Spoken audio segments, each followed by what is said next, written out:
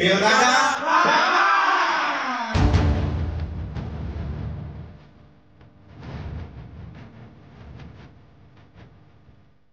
Tayangan debat publik Pilkada 2024 menuntut fokus yang tinggi dari seluruh personel tim yang terlibat. Karena tayangan ini mengedepankan prinsip kesetaraan dan keadilan sebagai fondasi utama. Debat pakai lawyer. Semua pintu yang ini nanti ditutup pada saat on air, semua masuk lewat belakang. Setiap aspek produksi dirancang dengan cermat agar informasi yang disampaikan tetap objektif, transparan, dan tidak memihak. Debat publik Pilkada 2024 diselenggarakan dengan mengacu pada petunjuk teknis Komisi Pemilihan Umum. Komitmen untuk menjaga keseimbangan ini menjadi tanggung jawab besar bagi seluruh kru yang bekerja keras di balik layar.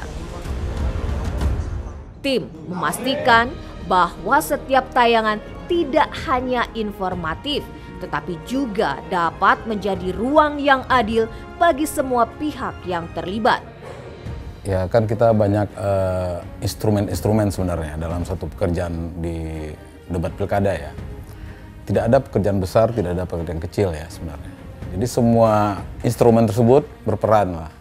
Jadi kita tidak bisa mengecilkan perannya, misalnya nih pembantu umum yang nganter-nganterin air. Kita tidak bisa mengecilin pekerjaannya helper yang narik-narikin kabel. Semuanya memiliki peran penting dalam mensukseskan suatu acara. Mindsetnya kita harus zero mistake dulu ya. Jadi kita harus zero mistake karena kan debat ini beda ya dengan program-program lain karena ini ada beberapa paslon yang harus kita akomodir dan harus adil. Secara pemilihan gambar pun kita harus adil karena nanti ada beberapa split. Ya, split itu kayak dibuat kotak-kotak tuh harus sama tuh ukuran size. Antara paslon 1, paslon 2, paslon 3 tuh harus sama type of shot-nya. Jadi harus sama semua. Ini kan lagi-lagi debat itu live ya, jadi live itu kan kita nggak bisa ngulang lagi nih, jadi kita semua harus benar-benar dipersiapkan seadil-adil mungkin.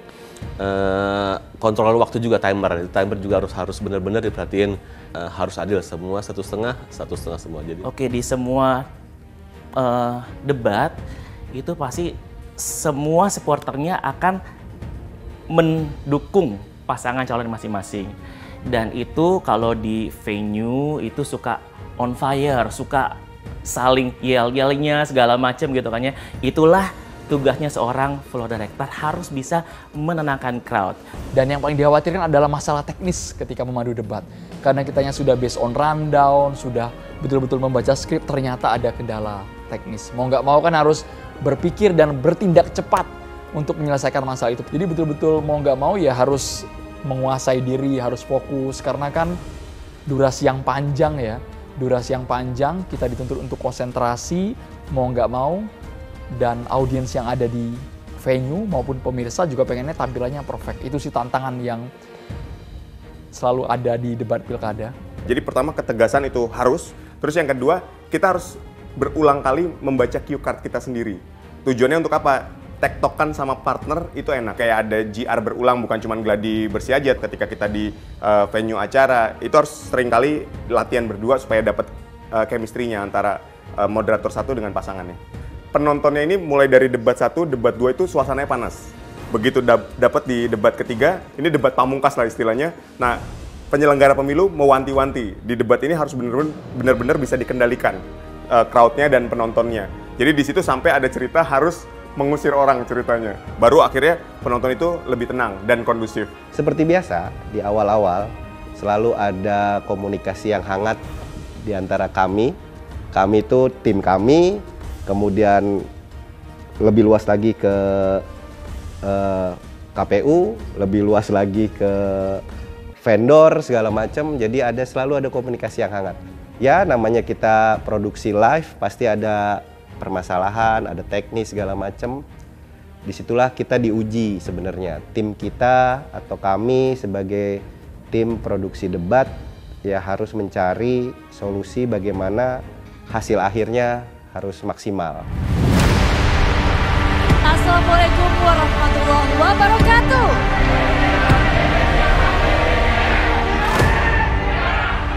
Beragam daerah yang disambangi dan program debat publik yang ditangani membuat banyak hal yang membekas dan selalu diingat. Tak jarang gaya khas moderator yang mencoba menenangkan situasi di lokasi debat atau saat meminta para pasangan calon menjawab pertanyaan dengan waktu yang telah ditentukan sangat lekat dalam ingatan. Semuanya para pendukung, saya mohon kerjasamanya kembali. Tolong berikan kesempatan kepada masing-masing pasangan calon untuk bisa menyampaikan visi misinya dengan jelas. Kita dengarkan bersama tanpa ada gangguan sedikit pun. Sepakat ya semuanya? Tidak ketinggalan, benda keramat yang selalu hadir memegang peran utama penting di setiap program debat, yaitu fishbowl. Kita harus menjaga satu properti yang harus dijaga dengan amat sangat, yaitu fishbowl. Fishbowl tersayang. Kok nggak ada? Mana? Oh iya, ini dia fishbowlnya. Ini ya, fishbowl. Karena nggak bisa dilepaskan dari debat pilkada itu adalah fishbowl. Jadi kalau bisa dibilang ikonnya debat itu ya fishbowl ini gitu. Dan ini juga tidak pernah kita lepas jauh-jauh dari kita gitu.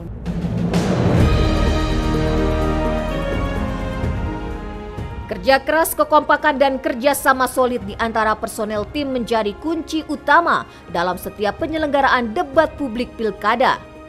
Kolaborasi tidak hanya mencerminkan profesionalisme, namun juga semangat kebersamaan dalam menghadirkan tayangan informatif, berkualitas, dan menarik bagi masyarakat.